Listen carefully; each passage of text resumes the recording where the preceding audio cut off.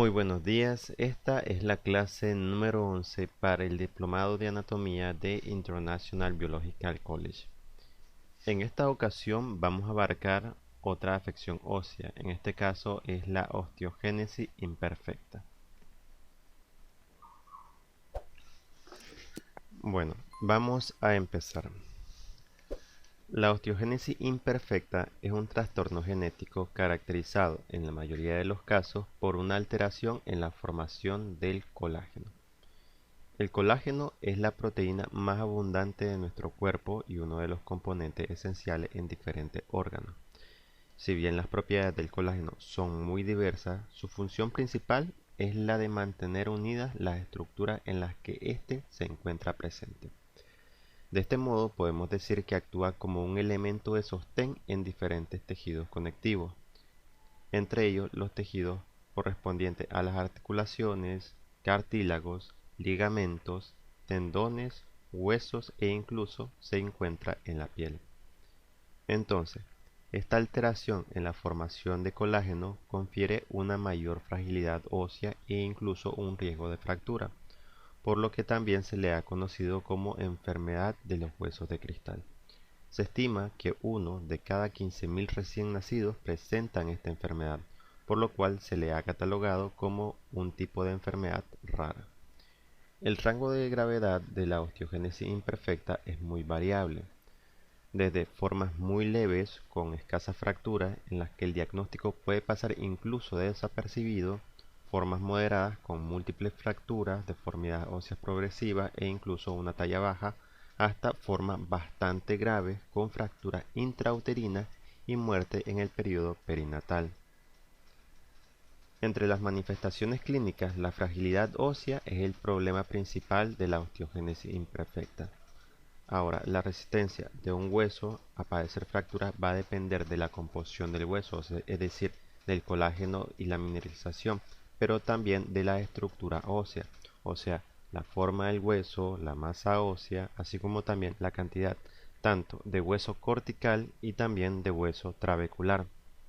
Estos dos, el hueso cortical y el hueso trabecular, son las capas de las que están formadas los huesos. La capa más externa es el hueso cortical y la capa más interna es el hueso trabecular o hueso esponjoso, que, como en la clase pasada habíamos hablado, esta es la que se encuentra en contacto con lo que viene siendo la médula ósea. Ahora, en la osteogénesis deformante encontramos alteraciones en todos estos niveles. Poca cantidad de colágeno, bajo grado de mineralización, huesos finos y curvados, baja masa ósea con corticales estrechos y hueso trabecular poco esponjoso. Por este motivo, los pacientes con osteogénesis deformante presentan un riesgo aumentado de padecer fracturas, que pueden ser escasas en casos más leves o incontables en pacientes con fenotipos más graves, e incluso puede haber aplastamientos vertebrales múltiples. Son frecuentes las deformidades en los huesos largos, secundarias a fracturas o a la propia debilidad ósea. Los patrones de incurvación típicos son en el fémur en dirección anterolateral y la tibia en dirección anterior. Este caso también se le conoce como tibia en sable, por su forma. Aunque son menos frecuentes en las formas graves, las extremidades superiores también pueden presentar deformaciones. La presencia de escoliosis se observa en el 40 al 80% de los pacientes con osteogénesis imperfecta, dependiendo de la serie, siendo más frecuente en las formas más graves. Aparece generalmente a partir de los 6 años de edad, aunque puede aparecer antes, y puede progresar rápidamente, especialmente coincidiendo con los años del pico máximo de crecimiento, aunque también se ha observado progresión en las edades adultas. En algunos estudios se ha relacionado la presencia de escoliosis con valores más bajos de masa ósea. Otras manifestaciones en la columna lumbar, algo más frecuente en pacientes con osteogénesis imperfecta que en la población en general, es la espondilolisis. Es decir, la osteogénesis formante puede ocurrir múltiples deformaciones. Vamos a explicar estas para tener una noción más amplia, justamente la escoliosis y también la espondilolisis.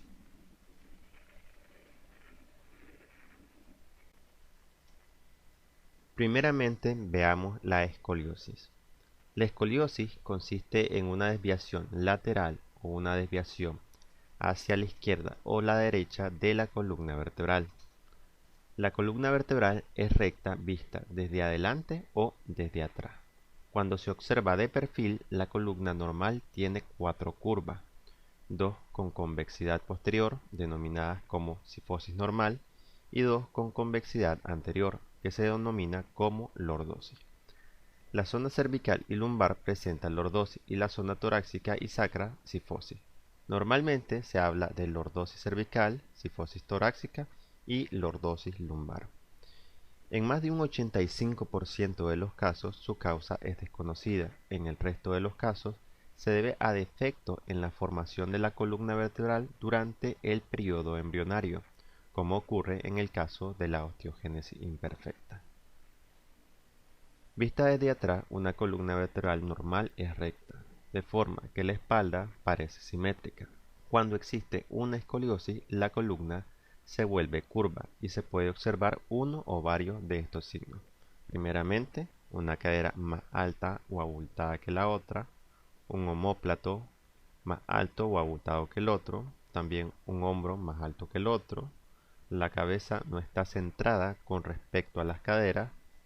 Si el paciente está de pie con los brazos colgados, el espacio entre un brazo y el tronco es mayor a un lado que el otro, y también al agacharse hacia adelante con las piernas estiradas hasta que la espalda quede horizontal, un lado es más alto o abultado que el otro. Aquí podemos ver en esta imagen lo que viene siendo los diferentes tipos de escoliosis. Los síntomas más habituales en correspondencia a esta afección son las contracturas musculares, la desviación tanto del hombro, de la espalda y de la cadera, y también la presencia de dolor de espalda. Ahora hablemos de la espondilosis. En primer lugar, cabe señalar que la espondilosis no es una enfermedad en sí, sino más bien una expresión genérica la cual se utiliza para referirse a diferentes afecciones que pueden generar dolor en la espalda. Principalmente el término espondilosis se utiliza para describir cualquier degeneración en la columna vertebral. Esta degeneración está estrechamente relacionada con el desgaste que sufre la columna con el paso de los años.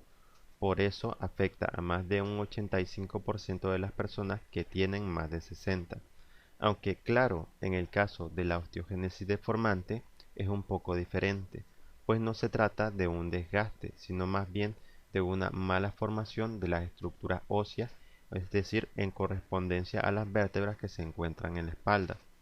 Ahora, según la parte de la espalda que se encuentre afectada, podemos describir 3 tipos diferentes de espondilosis, las cuales son la espondilosis lumbar, la espondilosis cervical y la espondilosis torácica.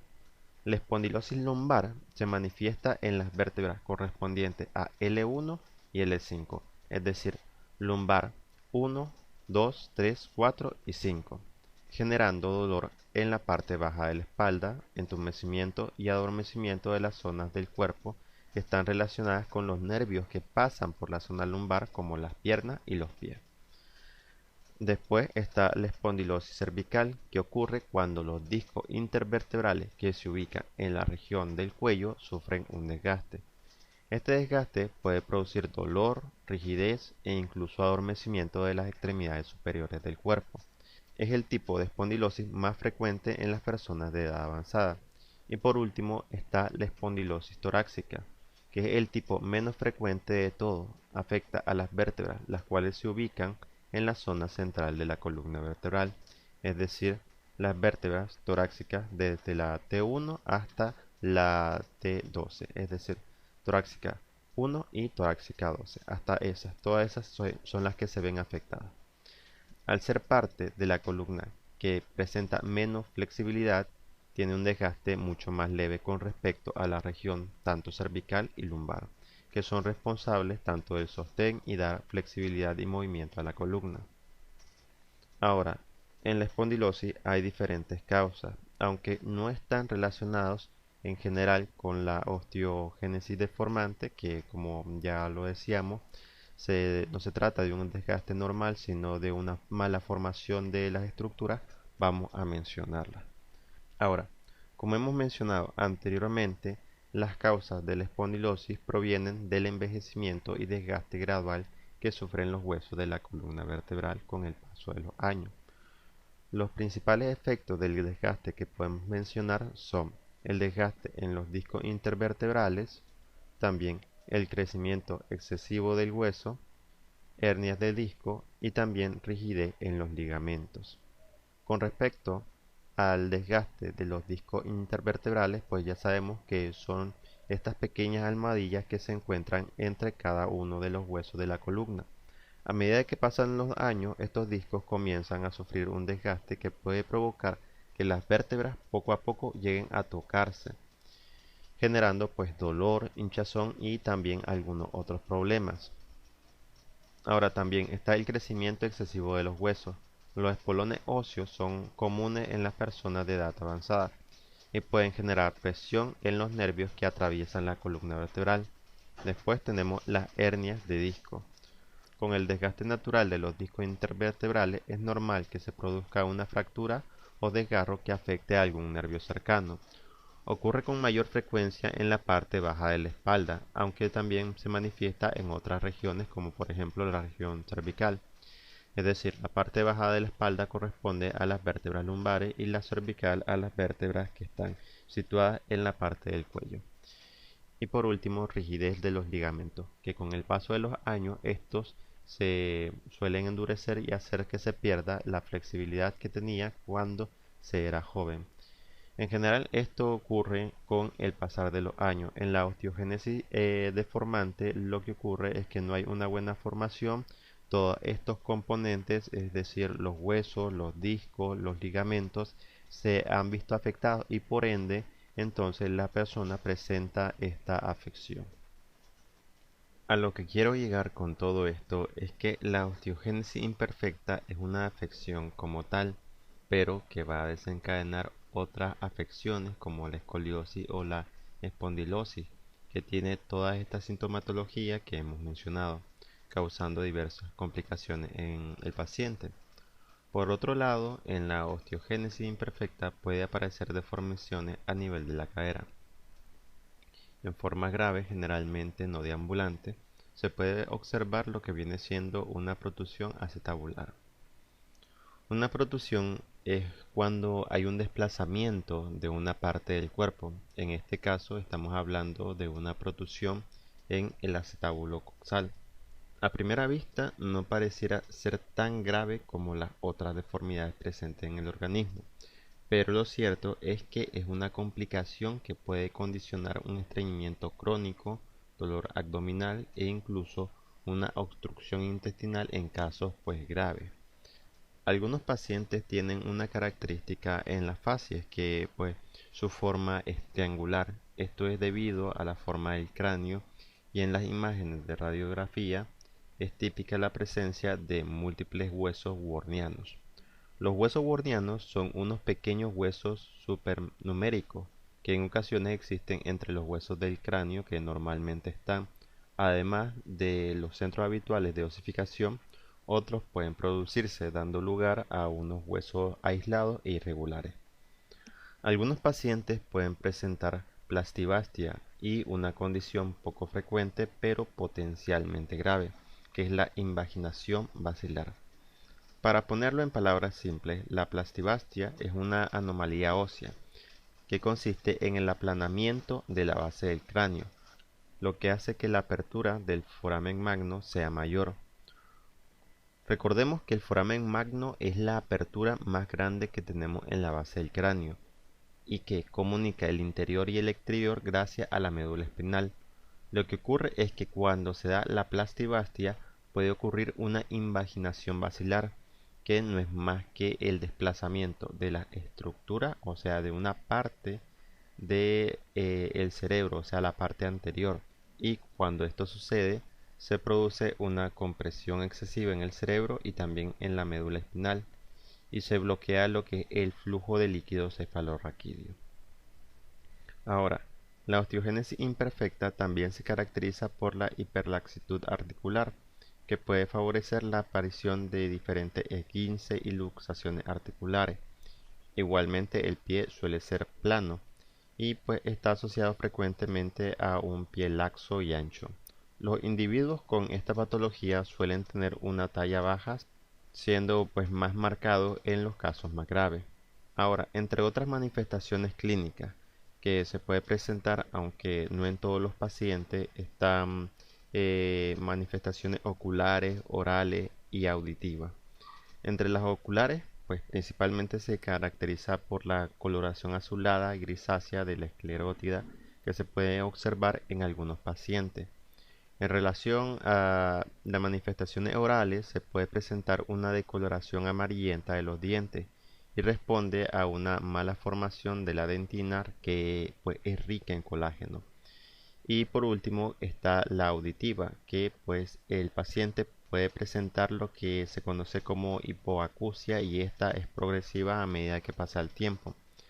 Esto es lo principal, aunque también un poco menos frecuente, algunos pacientes pueden presentar algunas manifestaciones cardíacas o pulmonares. Ahora, la osteogénesis imperfecta se clasifica en cuatro tipos. El tipo 1 es la forma más leve, no hay deformaciones y la esclera es azul. En el tipo 2 es la forma letal perinatal, es decir, aquí pueden ocurrir múltiples fracturas y deformidades graves que producen la muerte en el periodo perinatal. En el tipo 3 es una forma grave, progresivamente deformante. El paciente puede presentar lo que viene siendo la escoliosis y la esclera es blanca. Y por último, en el tipo 4 es el grupo más heterógeno. Aquí pueden haber deformidades moderadas, la esclera puede ser variable y puede ocurrir una dentinogénesis imperfecta. Ahora, en base a su tratamiento, por su diversidad clínica y el manejo de la osteogénesis imperfecta, pues debe ser multidisciplinario y adaptándose a las funciones del grado de afección y la fragilidad ósea que presenta el paciente. Está fundamentado en cuatro pilares principales, las cuales son la rehabilitación, la cirugía, el médico y el psicólogo. La rehabilitación incluye lo que viene siendo la fisioterapia y la terapia ocupacional. La, eh, la cirugía corresponde a los diferentes traumas y también en base a la ortopedia. El médico, principalmente con lo que vendría siendo dos especialistas, el reumatólogo o el endocrinólogo. Y pues claro, también está el factor psicológico en los pacientes que presentan esta afección. De todas maneras, en el seguimiento participan también otras especialidades para detectar diferentes complicaciones extraesqueléticas, como por ejemplo el otorrinolaringólogo, el odontólogo, el oftalmólogo, el cardiólogo, etcétera, etcétera, etcétera. Ahora, veamos la parte correspondiente a la rehabilitación. La rehabilitación es uno de los pilares principales en el manejo de los pacientes con osteogénesis imperfecta, ayudándole en la recuperación de lo que son las fracturas y consiguiendo la máxima independencia funcional en las actividades básicas e instrumentales de la vida diaria. En los lactantes y niños pequeños, los fisioterapeutas y terapeutas ocupacionales trabajan junto a los cuidadores para informar y darle seguridad en la manipulación, transferencia y correcta posición del paciente. También tienen un papel importante para la recuperación después de la fractura o intervenciones quirúrgicas, coordinándose con el traumólogo para el inicio de las manipulaciones y cargas progresivas lo más precoz posible. El proceso de rehabilitación después de una fractura se focaliza en la recuperación del rango de movimiento y la fuerza muscular. Asimismo, es conveniente evaluar la fuerza muscular, la fatiga y el dolor que puede acompañar a estos pacientes, alentándolo en lo que es la práctica deportiva, adaptándola, claro, a las necesidades que tengan. Ahora, en relación a la cirugía ortopédica, en el momento de una fractura, la inmovilización del miembro afectado permite mantener el alineamiento correcto del hueso fracturado y controlar el dolor en los primeros días después de la fractura. La consolidación de una fractura en pacientes con osteogénesis imperfecta no suele estar comprometida, con lo que la inmovilización debería mantenerse el mínimo tiempo necesario para evitar la osteopenia por desuso y en consecuencia el mayor riesgo de padecer una nueva fractura. En ocasiones, con la indicación de disminuir el número de fracturas y corregir las deformidades óseas con osteotomía, se utiliza el enclavado endomedular. Una osteotomía consiste en una cirugía para poder reparar articulaciones y remodelar el hueso. Existen diferentes tipos de clavos intramedulares y la elección del tipo de enclavado y el momento de su colocación debería ser individualizada en cada paciente. En pacientes pediátricos se suele utilizar enclavados telescópicos que van alargándose a medida que el hueso crece en longitud. Ahora, por último, en base al tratamiento, pues se utiliza lo que viene siendo bifosfonatos. Los bifosfonatos son análogos sintéticos de pirofosfonato que se unen al hueso inhibiendo la resorción ósea y con ello aumentando la densidad mineral ósea. Son fármacos muy utilizados en la osteoporosis del adulto y a pesar de no tener indicaciones en la ficha técnica pediátrica, se empezaron a utilizar hace años con la osteogénesis imperfecta. Aquí recordemos que la resorción ósea es el proceso en el cual el hueso viejo se destruye y es propio de enfermedades como la osteotitis deformante o enfermedad de Payet que habíamos hablado en clases pasadas. Los bifosfonatos inhiben la resorción ósea, previniendo que estos se descalcifiquen. Existen diferentes tipos de bifosfonatos que difieren principalmente en su potencia, pauta y vía de administración. Y bueno, previo a la administración de los bifosfonatos, debería comprobarse que el paciente tiene unos niveles sanguíneos correctos en calcio y vitamina D y una función renal normal. Y bien, con esa última diapositiva terminaríamos por el día de hoy. Así que sería todo por el momento. Pasen un buen día y muchas gracias por su atención.